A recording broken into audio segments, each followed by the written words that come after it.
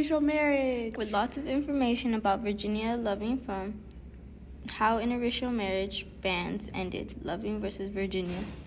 Starting with Loving in Virginia, our story starts Central Point, Virginia, summer 1958. Mildred Jeter discovers she was pregnant. At that time, it was still illegal for interracial marriage in the state of Virginia.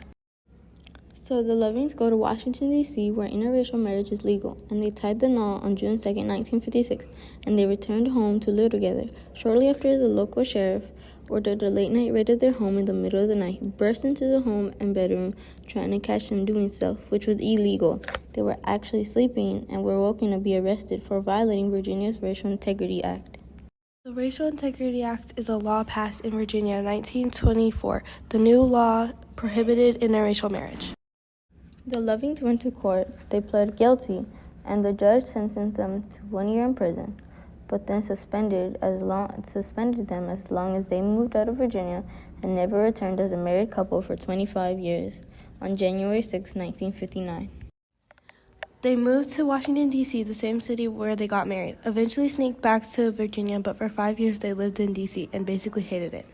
As Mildred and Richard's family grew in D.C., they missed their family back in Virginia. In 1964, tired of living in exile, Mildred wrote to Attorney General Robert Kennedy. Kennedy referred her letter to the American Civil Liberties Union, or ACLU, who then reached to the Lovings. The ACLU volunteered cooperating attorneys Bernie Cohen and Philip Hitchcock filed on motion on behalf of the Lovings to the Virginia-Carolina County Circuit Court, requesting to allow the marriage since denying it broke the 14th Amendment's Equal Protection Act. The ACLU expected all the pushback from the state of Virginia, so they were all well prepared to appeal to the Supreme Court.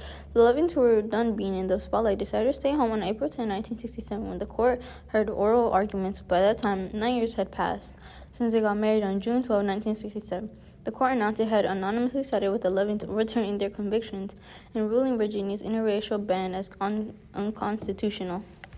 Chief Justice Earl Warren wrote the opinion which stated Virginia's Racial Integrity Act went against both the Due Process Clause and Equal Protection Clause of the 14th Amendment, said Warren. The 14th Amendment requires that freedom of choice to marry not be restricted by insidious racial discrimination.